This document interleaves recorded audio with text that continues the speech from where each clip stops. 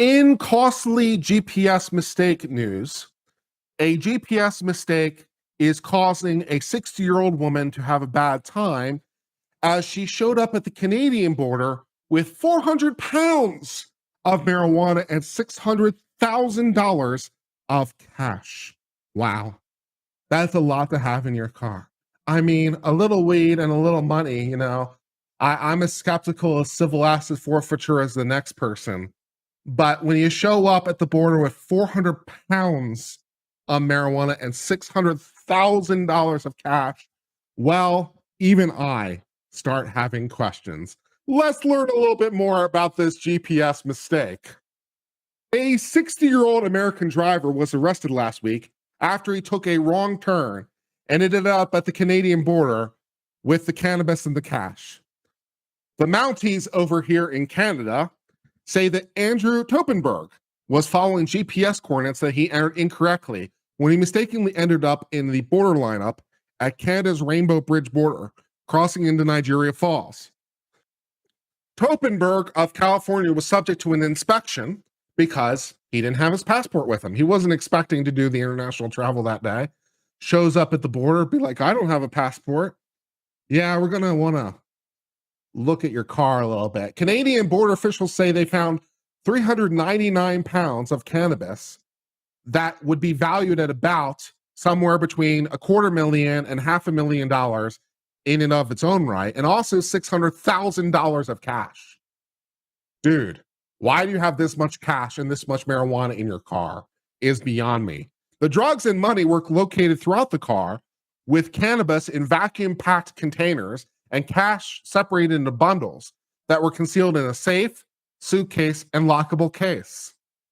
The police say the packaging looks sort of like containers drug dealers or money launderers use. Yeah.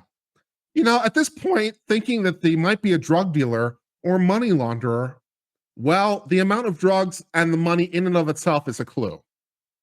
Also, the containers and the vacuum sealed this person might be a drug dealer. Further investigation might be required. They arrested them on suspicion of importing marijuana and possession of more than $5,000 knowingly that were part of the proceeds obtained by crime.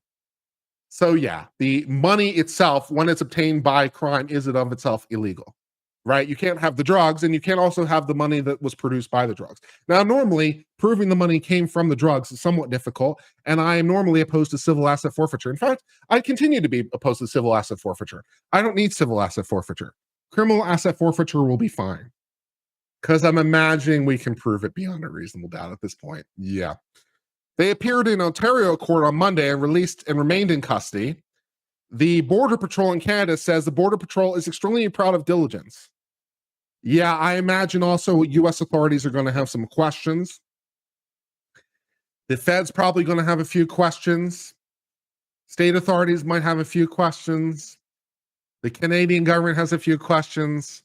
Not going well. This is a very, very expensive GPS mistake. Thus, that turns our attention to the case of a GPS mistake. A 60-year-old driver was traveling in the United States, put the wrong coordinates into their GPS. They suddenly wind up at the Canadian border. This isn't where I intended to be. Canadian police over here are like, hey, you seem to be at our border. Do you have a passport? No, I didn't have a passport. I just got turned around. No problem. Let's just do a little bit of vehicle inspection. 400 pounds of marijuana and $600,000. 400 pounds of marijuana and $600,000. Oopsie doopsies. A little oopsie doopsies whoopsies at the Canadian border. They have been detained by the Canadians. American authorities probably not far behind. Also, they were kept in containers, often associated with drug dealers. Also, they're absolutely a drug dealer. So, yeah. So it's going really, really well over here. So next time you plug those GPS coordinates in, make sure that you're choosing the right one. You know, if you're choosing a city like Vancouver, make sure it's Vancouver, Washington, not Vancouver, Canada. If you choose the wrong one, these are the kind of mistakes that can lead to problems. Many problems emerging in their future.